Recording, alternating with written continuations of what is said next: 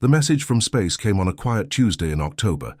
Tae Kim was eating breakfast when his phone rang. The caller was the president himself.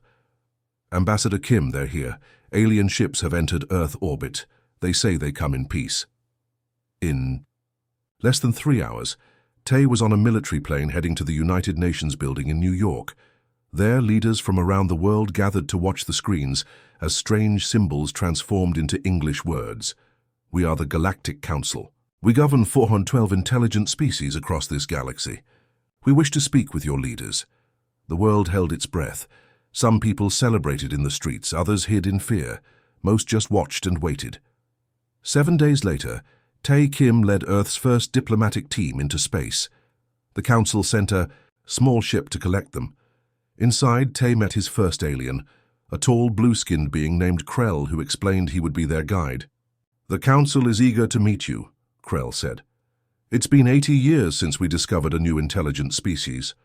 Tae nodded politely, but said little.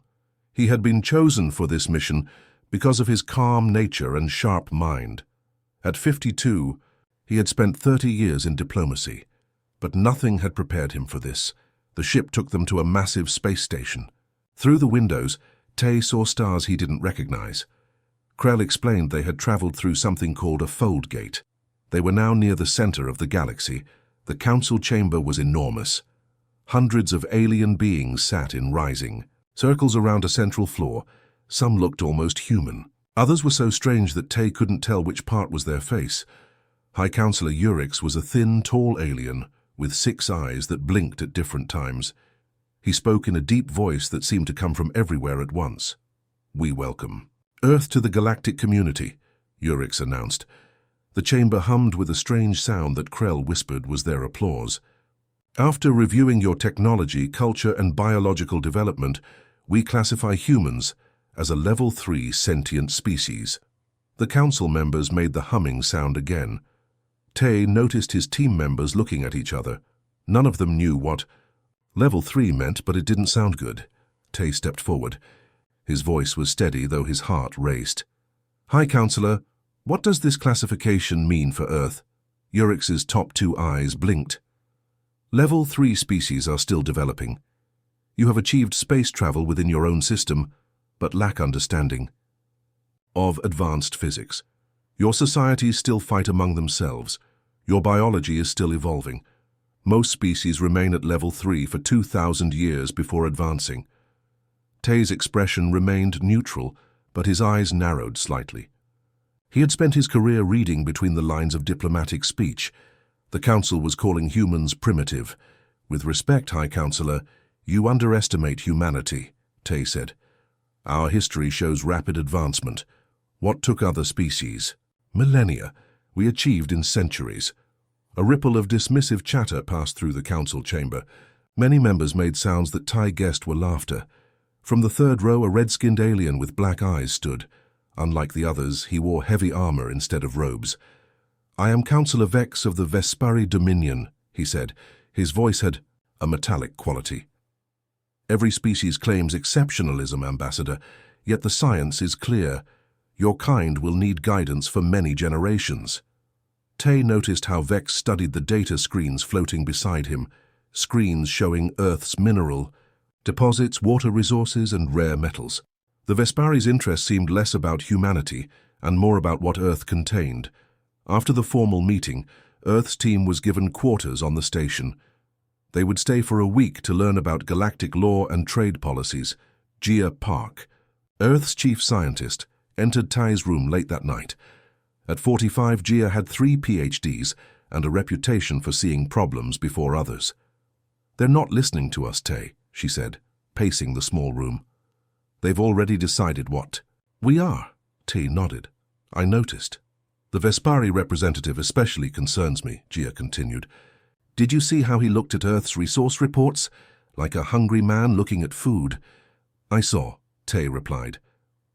"What do you know about the Vespari?" Gia pulled out a small tablet. "I asked our guide some casual questions. The Vespari control 26 planets. They're known for mining and manufacturing, and," she paused, 3 level 2 species have filed complaints against them for resource theft. Tay looked out the window at the strange stars. So we're not just facing prejudice, we might be facing danger. What do we do? Gia asked. Tay's face grew determined. We'll make them listen. Somehow. He didn't know then how soon his words would be tested or how prophetic they would become. 3 months after Earth's first contact with the Galactic Council, life had started to return to normal. People went to work, children attended school, and the initial excitement about aliens had faded into the background of daily news. The Council had sent some representatives to Earth to establish trade talks, but progress was slow. On a clear morning in April, strange shadows fell across cities near coastlines worldwide. People looked up to see massive dark shapes blocking the sun. The shapes were Vesperi extraction platforms, each one larger than 10 football fields, descending from the sky. Min watched from his apartment balcony in Busan as one of these platforms hovered over the sea. A bright blue light shot down from the center of the platform into the water. Within minutes, the sea level visibly dropped, as if someone had pulled a plug from a bathtub. All across Earth, the same thing was happening. "It's an attack," shouted news announcers. "The Vespari are stealing Earth's water." But water wasn't all they took. Other platforms positioned themselves over mineral-rich areas. Powerful beams tore open the ground, extracting rare metals and resources. The damage was immediate and devastating. Coastal cities flooded as water was displaced. Buildings collapsed as the ground beneath them was pulled away. In Seoul, Defense Minister Han Lee stood in the emergency command center. Screens around him showed chaos unfolding worldwide. Fighter jets scrambled to attack the platforms, but they were swatted from the sky like flies. Missiles fired at the Vespari ships exploded harmlessly against invisible shields. Han wiped sweat from his forehead. He had been awake for 30 hours straight. His uniform was rumpled, his eyes red from lack of sleep. "Sir, we've lost contact with the European Defense Forces," a young officer reported. "And our missiles are having no effect." Han nodded grimly. Everything they tried failed. Earth's most advanced weapons were useless against Vespari technology. "Sir, current death toll estimates have reached 1 million, another officer said quietly, and rising quickly. Han closed his eyes briefly. So many dead, and they had barely begun to fight back. "Contact the Council immediately," he ordered. "The Vespari are violating galactic law. The Council must intervene." Across the room, communications specialist Day worked frantically at his console. "Sir, we're trying, but the Vespari have blocked our direct links to the Council. We need to send someone physically." Han made a quick decision. "Get Yuna Song. She's our best diplomat after Ambassador Kim."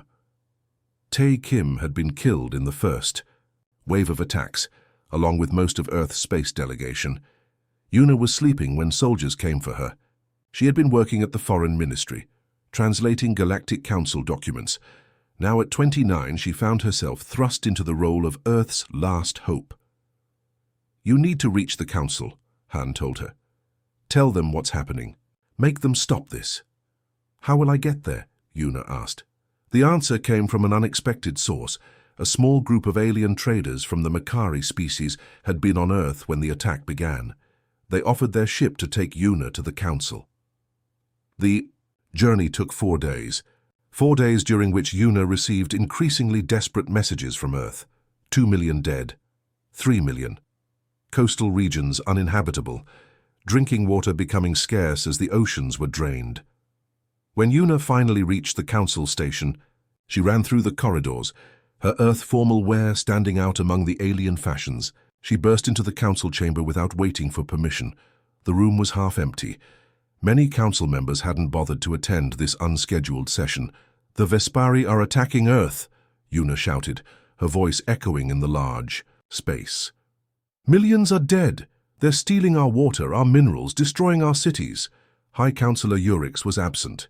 In his place sat a small, grey-skinned alien named Zell, known for his strict adherence to rules. "Emergency envoy Song," Zell said calmly. "These are serious accusations against a founding member of the Council." "They're not accusations. It's happening right now."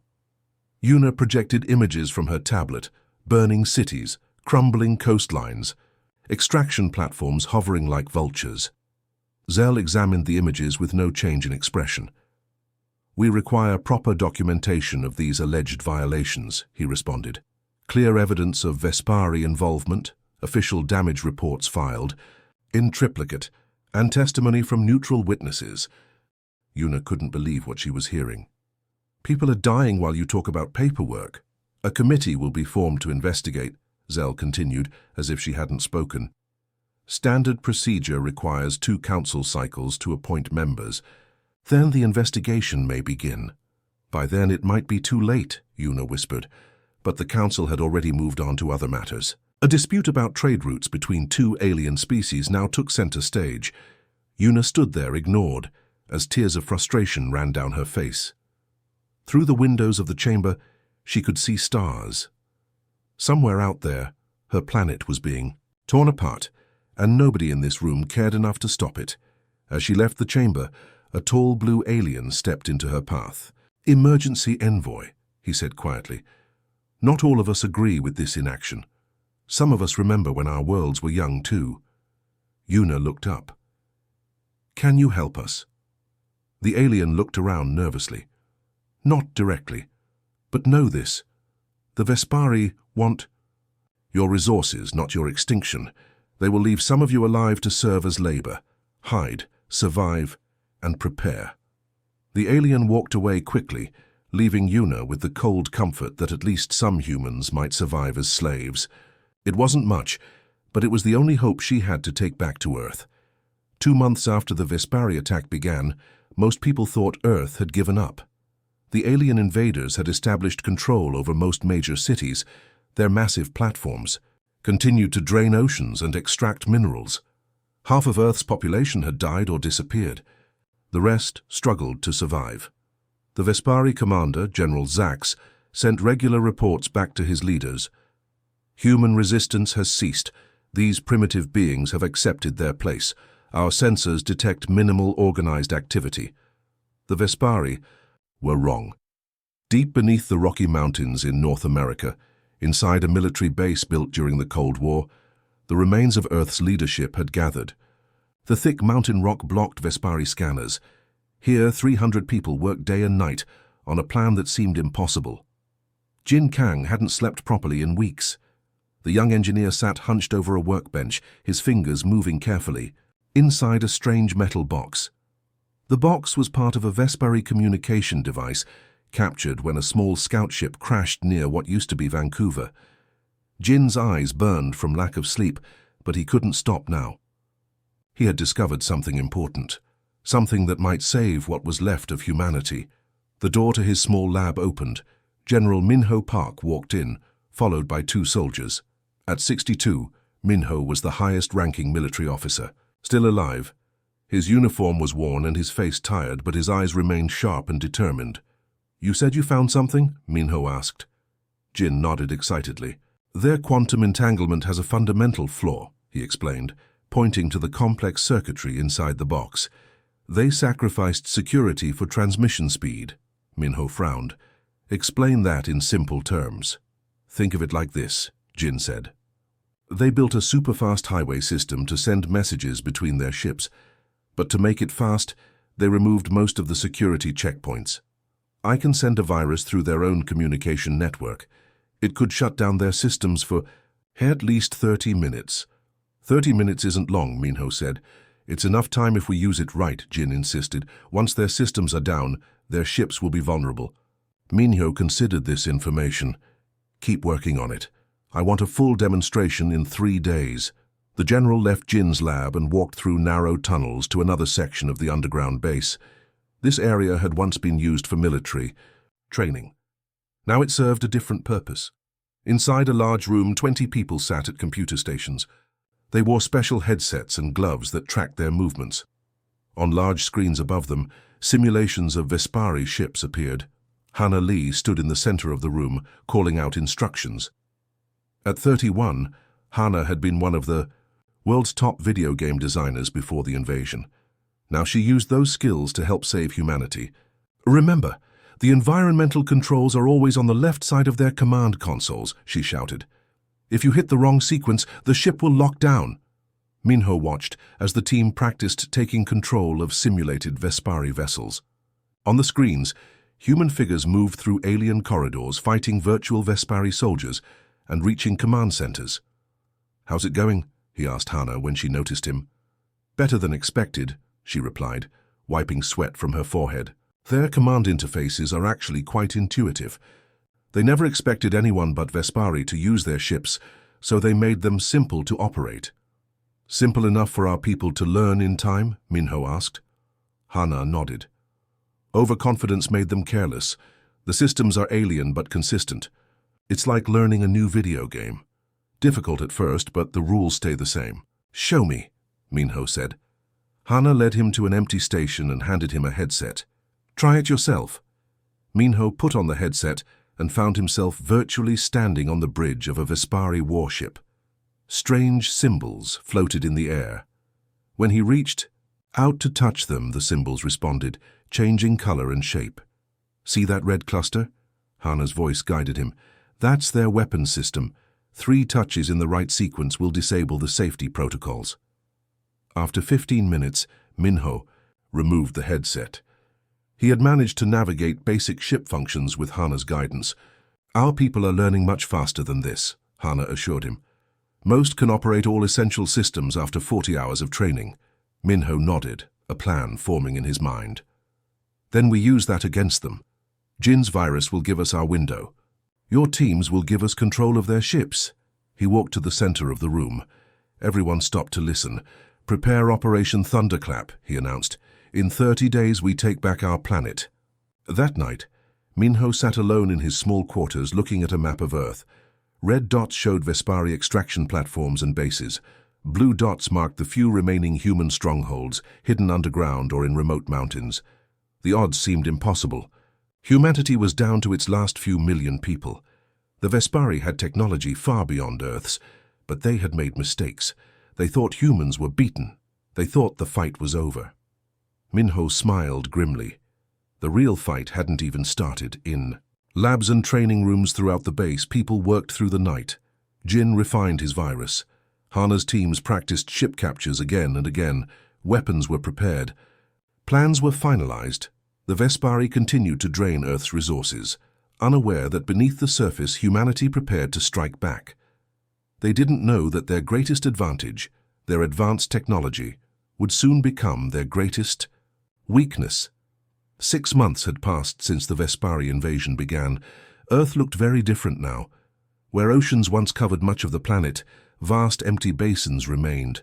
Great holes scarred the land where minerals had been extracted. Many cities stood empty, their people either dead or taken to work as slaves on Vespari mining operations.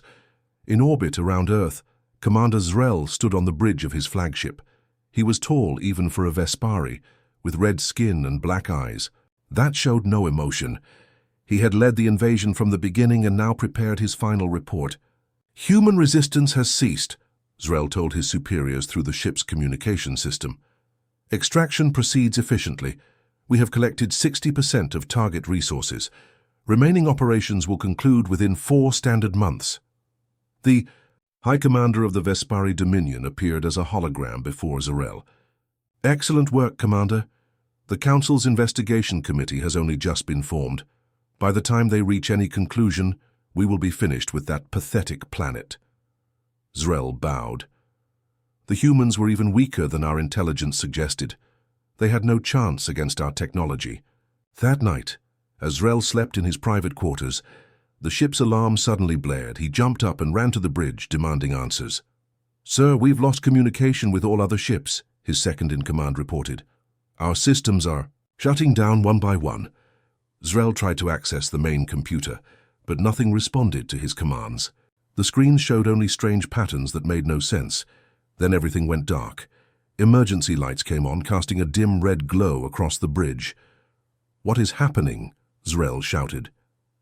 Deep beneath the Rocky Mountains, Jin Kang watched his computer screens with tense excitement. For months he had refined his virus, testing it against the captured Vespari technology. Now it spread through their entire fleet, carried by their own communication network. "It worked," he whispered, hardly believing it. "Every Vespari ship is infected. Their systems are paralyzed." General Minho stood beside him, watching the screens. How long will it last? At least 40 minutes, Jin said. Maybe an hour if... We're lucky. Minho nodded and pressed a button on his communication device. All teams, Operation Thunderclap is go. Repeat, Thunderclap is go. Around the world, in hidden bases and underground bunkers, humans emerged into the night. Small ships rose from camouflaged hangars. These were Earth vessels, modified with pieces of Vesperi technology that Jin and his team had reverse-engineered. Commander Yoon Choi led the largest team from the Rocky Mountain base. At 35, she had been a Special Forces commander before the invasion. Now she carried humanity's hopes with her as her ship rose toward the Vesperi flagship. "Status report," she ordered as they approached the massive alien vessel. "Vesperi defenses are completely down," her pilot reported. "No sign they can detect us." Yoon turned to face the 20 soldiers behind her. They wore improvised spacesuits and carried weapons designed to stun rather than kill. "Remember your training," she told them as their ship attached to the flagship's hull. "Capture, don't destroy. We need their ships intact." They cut through the hull using tools designed by Jin's engineering team. Within minutes, they were inside. The Vespari crew, confused by their ship's failure, were caught completely by surprise. Yoon led her team straight to the bridge. They encountered little resistance. Most Vespari were trained to rely on their technology, which now failed them. When they reached the bridge, Commander Zrel tried to fight back, but Yoon's stun weapon left him unconscious on the floor. "Bridge secured," Yoon reported into her communication device. "Beginning ship takeover." Hannah Lee's voice responded from the base. "Sending you the control codes now. Remember the sequence we practiced." Yoon connected a small device to the main console. The ship's systems began to reboot, now responding to human commands instead of Vespari ones. Similar scenes played out across Earth's orbit. Boarding teams captured Vespari ships one by one.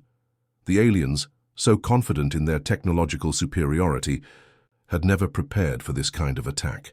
Their ships carried minimal security forces, and most had no idea how to fight without their advanced weapons. 3 hours later, Yoon stood on the bridge of the captured flagship. Vespari crew members had been secured in their quarters. Human operators sat at alien controls, using the skills they had learned in Hannah's simulation program. "All primary targets secured," Yoon reported to the base. "We now control 12 major Vespari vessels, including the command ship. Minimal casualties on both sides." Minho's voice came through the communication system. "Well done, Commander. The extraction platforms? Also under our control," Yoon replied. "Teams have disabled them. They can no longer drain our resources." There was a pause before Minho spoke again. His voice carried a note of fierce satisfaction. "Now, for the next phase. Set course for the Galactic Council." Yoon turned to her new bridge crew. "You heard the General. Prepare for departure." Through the ship's viewing window, Earth looked small and wounded. But for the first time in 6 months, there was hope. The ships that had brought destruction now represented a chance for justice. As the captured Vespari fleet moved away from Earth, heading for the fold gate that would take them to the Council station, Commander Zrel woke up in his secured quarters. Looking out through the small window, he saw his own crew being directed by humans. The impossible had happened. The primitive species had turned his own technology against him. For the first time in his life, the Vesperi commander felt fear. The Galactic Council station hung in space like a giant silver wheel. Inside the main chamber, representatives from hundreds of worlds discussed trade agreements and border disputes. It was a normal day for the most powerful governing body in the galaxy, until the alarms sounded. "Vespari warships approaching," called out a security officer. 12 vessels, including Commander Zrel's flagship. The council members turned to the large window that showed nearby space. The Vespari ships appeared, their dark metal hulls gleaming in the light of a nearby star. "Why wasn't the council informed of this visit?" demanded High Councillor Urix. His 6 eyes blinked rapidly, a sign of his concern. "They're not responding to our communications," the security officer replied, "and their approach pattern is unusual." "Councillor," Vex of the Vespari Dominion stood up. "I assure you this is simply a misunderstanding. I will contact Commander Zrel immediately." But before he could do so, a message appeared on all screens in the chamber. The Earth delegation requests an emergency session of the full council. The chamber erupted in confused talking. Earth? The primitive planet that had been dealing with a resource dispute. Many council members had already forgotten about Earth's complaints. "This is highly irregular," Urix said, "but I will allow it." The main doors to the chamber opened. 3 humans walked in. General Minho Park led the way, his military uniform torn but clean. Commander Eun Choi followed, her expression stern. But it was the third person who caused the greatest shock. Ambassador Tai Kim walked calmly into the center of the chamber. "Impossible," whispered High Counselor Urix. "Ambassador Kim died in the Vespari resource operation." "Reports of my death were greatly exaggerated," Tay said with a slight smile. "I was injured in the first attack but rescued by loyal friends." The council chamber fell silent. Every alien eye focused on the 3 humans who dared to stand before them. "How did you arrive here?" Urix asked. "And in Vespari ships?" "That's part of our testimony today," Tay replied. "We bring evidence of Vespari crimes and council negligence. We also bring a proposal." Tay nodded to Commander Un, who activated a small device. Holographic images appeared in the center of the chamber. They showed Vespari ships attacking Earth cities, extraction platforms draining oceans, people running from destruction. 6 months ago, the Vespari Dominion launched an unprovoked attack on Earth, Tay explained. "They came to steal our resources, our water, our minerals, our very future." "Counselor." Vex jumped to his feet. "This is a lie. We were conducting a standard resource evaluation." "With respect, Counselor," General Minho said, his voice cold. "We captured Commander Zrel's personal logs. Would you like us to play them for the Council?" Vex sat down quickly. Tay continued. "When Earth sought help from this Council, we were told to wait, to file proper documentation while our people died. Many Council members looked away in shame. Half of Earth's population is gone," Tay said. "Our oceans are depleted, our lands scarred. This happened under your protection, after you welcomed us into the galactic community." Sukwon, Earth's leading environmental scientist, entered the chamber. She had been waiting outside.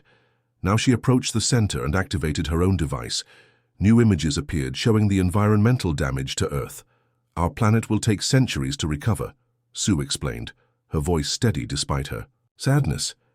"Many species of plants and animals are extinct. The climate has been permanently altered." She paused, looking directly at the council members. "Yet we didn't destroy the Vespari fleet when we could have. That's not our way." General Minho stepped forward. 6 hours ago, Earth forces captured the entire Vespari invasion fleet. We used their own technology against them. We could have destroyed them. Instead, we brought them here for justice." The council chamber buzzed with shocked whispers. Level 3 species weren't supposed to be able to defeat Vespari warships. It was impossible. "What do you want from us?" Urix asked. Tay stepped forward again. 3 things. First, immediate aid to help Earth recover. Second, the Vespari must face consequences for their actions. And third, Urix prompted, "We propose the Protectorate Initiative," Tay said, "a new division of the Council, headquartered on Earth, dedicated to protecting developing worlds from exploitation. No species should suffer as we have." The chamber erupted in debate. Some council members argued that humans were too primitive for such responsibility. Others pointed out that humans had just outsmarted the Vespari, one of the oldest species in the council. After hours of discussion, Urix called for a vote. The result surprised everyone: unanimous approval. "The council recognizes the crimes committed against Earth," Urix announced formally. "The Vespari Dominion will provide reparations and face restrictions on their mining operations. Earth will receive immediate aid, and the Protectorate Initiative will begin operations within one standard." "Yeah." Tay bowed slightly. "Earth thanks you for this justice." "There is one more matter," Urix added, "the classification of humanity. After today's events, it is clear that humans are not a level 3 species. The Council recognizes humanity as a special status species with unique adaptive capabilities." "You dismissed us as primitive," Tay concluded. "But humanity's strength isn't just in our capacity for warfare. It's in our resilience, our ingenuity, and our capacity for justice over vengeance. We choose to use our strength to protect others. not to seek revenge. As Earth's team prepared to depart, Councillor Urix approached Tay privately. "You've changed galactic history today," he admitted. "We won't underestimate humans again." Tay smiled. "That's probably wise." On the journey back to Earth, Tay stood on the bridge of the captured flagship, looking out at the stars. Earth had paid a terrible price, but now had a voice in the galaxy. And, more importantly, a mission to ensure no other young species would face what humanity had endured. The ship entered the Fold Gate, heading home to begin the long work of healing